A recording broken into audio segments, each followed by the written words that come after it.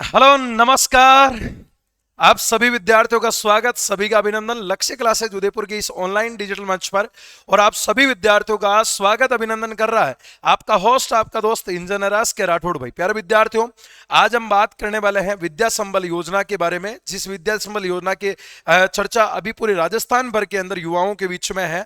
ये लगभग आपके 76,791 पदों के ऊपर जो राजस्थान में अभी आपके जो पद खाली चल रहे हैं शिक्षा विभाग में, चाहे वो कॉलेज लेक्चरार की हो, चाहे वो स्कूल व्याख्याता की हो, चाहे वरिष्ठ अध्यापक की हो, चाहे थर्ड ग्रेड में लेवल 1 और लेवल 2 हो, तो उनके अंदर जो आपके रिक्त पद है, उन रिक्त पदों के ऊपर गेस्ट फैकल्टी के तौर पर विद्या संबल योजना के तहत आपके यहां पर पदों को भरने का जो अपने सरकार ने योजना निकाली है, उस योजना की क्या प्रोसेस रहने वाली है, इस योजना के अंदर कौन कौन से विद्यार्थियों को फॉर्म लगाना चाहिए। मुझे पता है कि जो विद्यार्थी इस वीडियो को क्लिक कर रहा है, वो विद्यार्थी के मन में एक ही गाड़ी आ रही होगी, यार कि सर यार आप बार बार इस पे वीडियो क्यों बना रहे हो, आपको हमारा साथ देना चाहिए, आपको इसके खिलाफ आवाज उठानी चाहिए कि ये योजना राजस्थान में नहीं आनी चाहिए। लेकिन प्यारे विद्यार्थियों, मैं आपको बता दूं कि हर चीज के देखो बेटा दो पहलू होते हैं। आज हम मान लो कि इस चीज का हम विरोध करेंगे, सरकार अगर मान लो कि 5 साल बाद में अगर कोई भर्ती निकालती है, तब तक आप 5 साल तक आप क्या करोगे। दूसरी चीज ये है कि अगर मान लो ये नहीं होती है तो भी अपने सरकार वैकेंसी निकालेगी। सरकार ने ये तो नहीं कहा कि भैया हम इस वाली वैकेंसी को हम परमानेंट करने वाले हैं। सरकार पहले ही बोल रही है कि हम राजस्थान विद्या संबल योजना के तहत जब तक कोई नियमित स्टाफ वहां पर नहीं आ जाता, तब तक हम गेस्ट फैकल्टी के तौर पर जो है इन चीजों को हम लेके आने वाले हैं। और ये कोई आज की योजना नहीं है, ये कई वर्षों से राजस्थान में अपने चली आ रही है। पहले असिस्टेंट प्रोफेसर के अंदर बहुत सारी गेस्ट फैकल्टी के तौर पर यहां पर अध्यापक जो है वो पढ़ाया करते थे, और अब ये कहीं ना कहीं थर्ड लेवल है ना, ग्रेड थर्ड के अंदर भी है, सेकंड ग्रेड में भी है, फर्स्ट ग्रेड के अंदर भी है, कॉलेज लेक्चरर के अंदर भी है। तो कहीं ना कहीं मैं इस चीज का विरोध भी करता हूं कि सरकार इस विद्या संबल योजना को रोक करके इसकी जगह परमानेंट भर्ती निकालनी चाहिए, जिससे कि राजस्थान के जितने भी युवा है, वो जिन युवाओं ने बीएड बीएसटीसी वगैरह जिन्होंने अपने कर रखी है, नेट जेआरएफ कर रखी है, वो सारे के सारे जो पात्र अभ्यर्थी है वो कॉलेज लेक्चरर की तैयारी करे,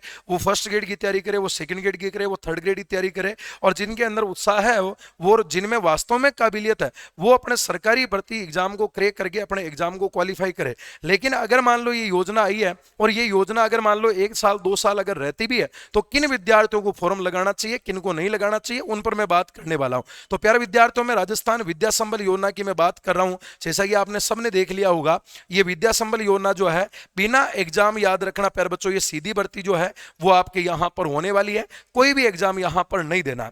इसमें आपके आवेदन करना चाहिए या नहीं करना चाहिए, किन्हें आवेदन करना चाहिए, चयन कैसे होगा, और वेतन यहां पर प्यारे बच्चों अपने कितना मिलने वाला है। तो पहली बात तो ये हो गया कि बेटा इसमें आवेदन किन को करना चाहिए और किन को नहीं करना चाहिए।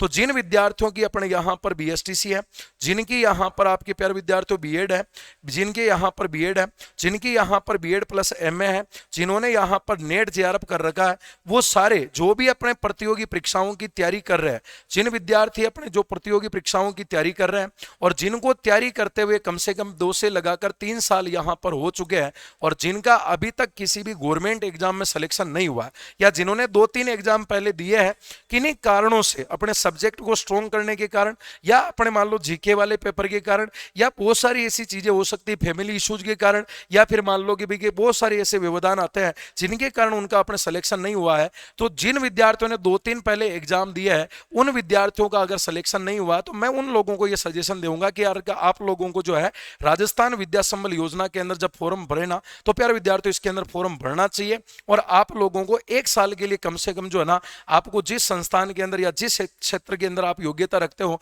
वहां पर आपको पढ़ाने का मौका मिलेगा। इससे फायदा क्या है और इससे नुकसान क्या है ना।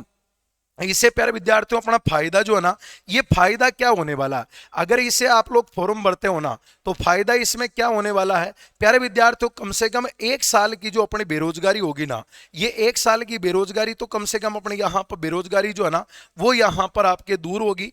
अपना जो भी प्यारे विद्यार्थियों आपका यहाँ पर जो खर्चा है, वो खर्चा आप यहाँ पर अपना स्वयं जो है ना वो निकाल सकते हो। और दूसरी बात ये कि मैं उन लोगों के लिए बोल रहा हूं जिन्होंने 2 से लगाकर 3 एग्जाम यहाँ पर पहले दिए हैं और वो चाहते हैं कि हम आगे भी हम कोई ना कोई एग्जाम देवें, लेकिन अब समय इतना बीत चुका है कि उनकी एज एक जो है ना, जो हम चाहते हैं कि यार कि हम इस एज में आकर के हम पैसे कमाने लग जावे, हम भी अपने पैरों पर खड़े हो जावे, लेकिन आपका सपना है कि यार कि मुझे अपना खर्चा भी स्वयं का निकालना, मुझे आगे तैयारी भी करनी है, तो उन विद्यार्थियों को फॉर्म भरना चाहिए ताकि एक साल का जो आप लोगों का खर्चा है वो खर्चा भी आप स्वयं निकाल सकते हो। दूसरा याद रखना कि जिस सेक्टर में आप पढ़ाओगे ना, अपना विषय याद रखना प्यारे विद्यार्थियों, मजबूत होगा ना।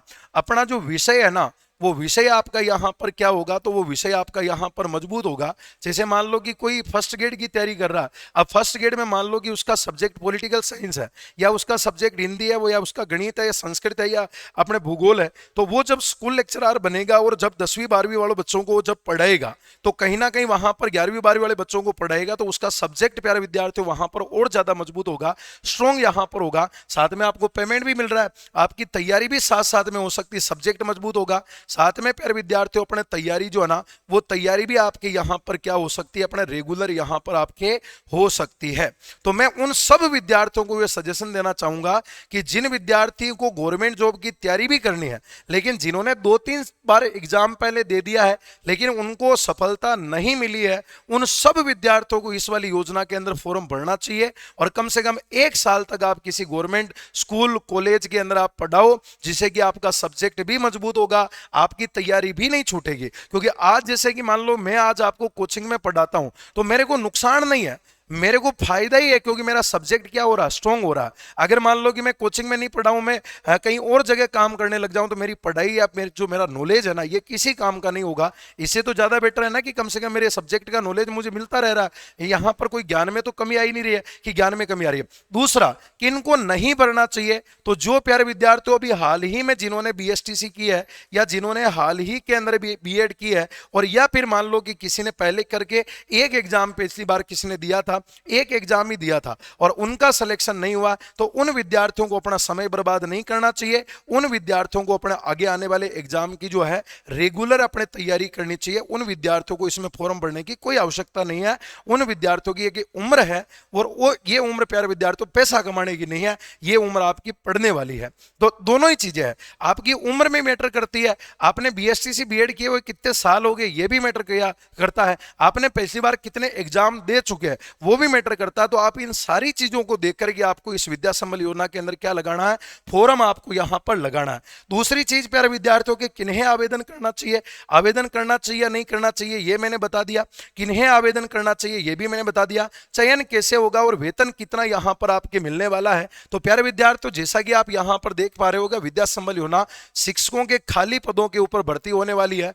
लगभग 76,791 पद है, पद भी प्यारे विद्यार्थियों कम नहीं है और ये गेस्ट फैकल्टी है। और पूर्णतः मैं आपको अभी भी कह रहा हूं बेटा कि ये अस्थायी आपके यहां पर होने वाली है। और कितने साल के लिए होने वाली, तो 1 साल के लिए यहां पर जो है ना ये अस्थायी भर्ती आपके यहां पर होने वाली है।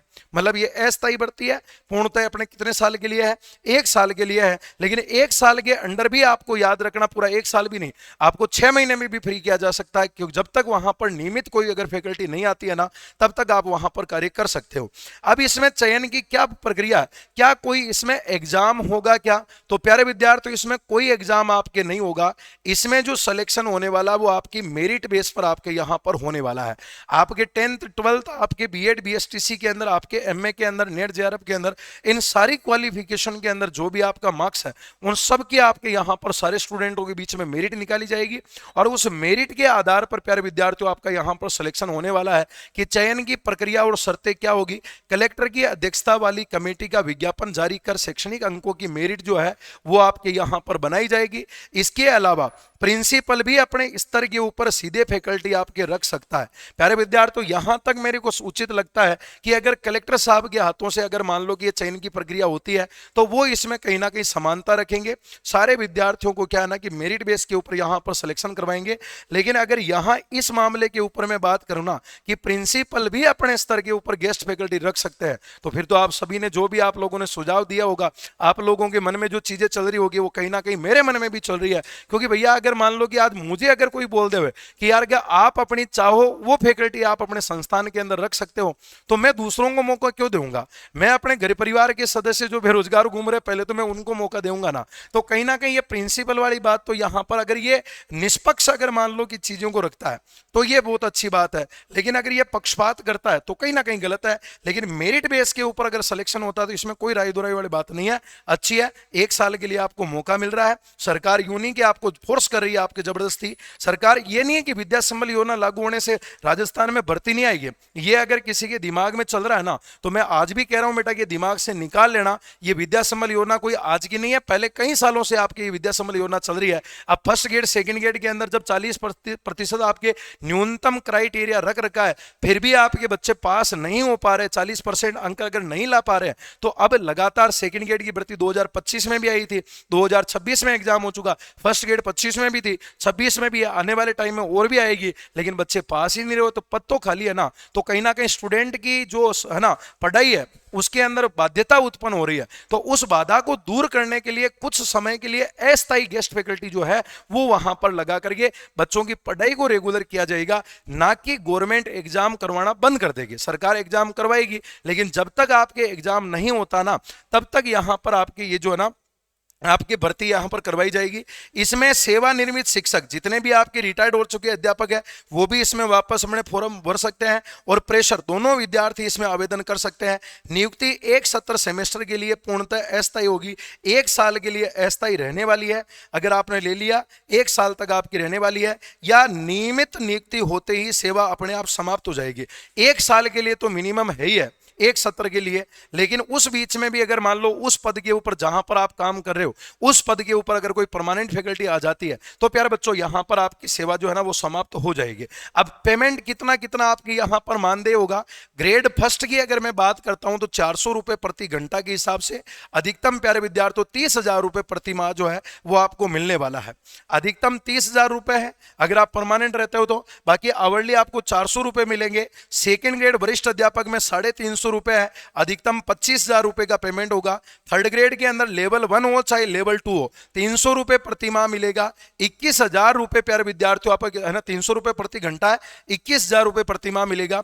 और कॉलेज लेक्चरर के लिए जो है ना कॉलेज फैकल्टी के लिए सहायक आचार्य के 45,000 रुपए और सह आचार्य के 52,000 रुपए, और आचार्य को अधिकतम अपने कितना रुपए मिल सकता है 60,000 रुपए प्रति माह जो है प्यारे बच्चों वो आपको यहां पर मिल सकता है। तो ये बात तो हम कह नहीं सकते हैं कि भैया पेमेंट कम है, प्रोविजन पीरियड के अंदर भी आप 2 साल तक जब काम करोगे तो इससे ज्यादा तो कौन सा पेमेंट आपको मिलेगा। तो मैं ये कह रहा हूं कि जिन बच्चों ने एग्जाम 2-3 बार दे दी है, या जिनकी उम्र अच्छी खासी निकल चुकी है, जिन्होंने 4-5-6 सालों से लगातार सरकारी एग्जाम की तैयारी कर रहे हैं लेकिन किन्हीं कारणों से उनका सिलेक्शन नहीं हो रहा है, उन विद्यार्थियों के लिए बहुत अच्छी स्कीम है। वो यहां पर काम करते करते आप पढ़ाते पढ़ाते अपने सब्जेक्ट को भी स्ट्रॉन्ग कर सकते हैं, और साथ में आप अपना खर्चा भी स्वयं निकाल सकते हैं। जैसे ही गवर्नमेंट भर्ती निकालती है आप तुरंत उस भर्ती के अंदर आवेदन करके आप अपनी तैयारी को भी कंटिन्यू कर सकते हैं। आपकी तैयारी को कोई इसमें प्रभावित नहीं होगी। बस सबसे ज्यादा विद्यार्थियों के दिमाग में यही है कि सर विद्या संबल योजना आने से सरकार थर्ड ग्रेड की, फर्स्ट ग्रेड की, सेकंड ग्रेड की भर्तियां निकालना बंद कर देगी। तो ऐसा कुछ भी नहीं है, भर्तियां रेगुलर आएगी, जिस प्रकार से पहले भी आ रही थी उसी प्रकार से आएगी, लेकिन बच्चे पास है। आप खुद रिजल्ट देख रहे हो, सेकंड ग्रेड के अंदर पद खाली जा रहे हैं, फर्स्ट ग्रेड के अंदर पीछे वाली भर्ती में पद खाली थे, जोड़ करके नई वाली भर्ती निकाली।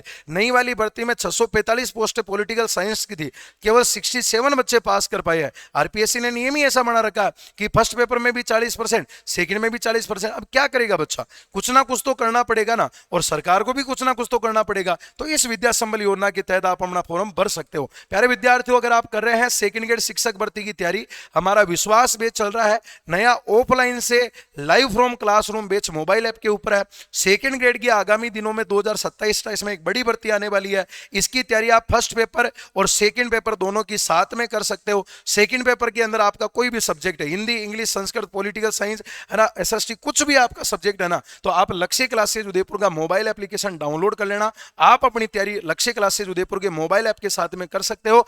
नए बैच आपके यहां पर शुरू हो चुके हैं। और वहीं थर्ड ग्रेड शिक्षक भर्ती की मैं बात करता हूं ना, तो लेवल 1, लेवल 2 और लेवल है ना लेवल 2 के अंदर भी आपके पात्रता भी चल रहा है, मेंस भी आपके चल रहा है, प्री और मेंस दोनों की तैयारी भी साथ में में करवाई जा रही है। लक्ष्य क्लासेज के उदयपुर के मोबाइल एप्लीकेशन से तैयारी कर सकते हैं। अगर आप ऑफलाइन प्यारे विद्यार्थियों तैयारी करना चाहते हैं ना, तो मैं आपको यहां पर मैं बता दूं कि ऑफलाइन 7 सितंबर 2026 को है ना, 7 सितंबर 2026 को प्रातः 10 बजे न्यू डेमो, न्यू सेमिनार, याद रखना बच्चों, न्यू जो बैच है ना, ये आपका यहां पर हमारा शुरू होने वाला है। 7 सितंबर 2026 को प्रातः 10 बजे नया ऑफलाइन बैच जो है आपके शिक्षक भर्ती का, वो भी शुरू होने वाला है। लाइव फ्रॉम क्लासरूम बैच के साथ में भी आप जुड़ करके अपनी तैयारी को प्यारे बच्चों बेहतरीन तरीके से कर सकते हो। बाकी आपकी क्या राय है इस विद्या संबल योजना के बारे में, आप कमेंट बॉक्स में अपना कमेंट करके जरूर बताना, और आपकी क्या आप आगे की सोचते हैं वो भी आप अपना विचार रख सकते हैं। हम मिलते हैं नेक्स्ट किसी वीडियो में, तब तक के लिए धन्यवाद। जय हिंद।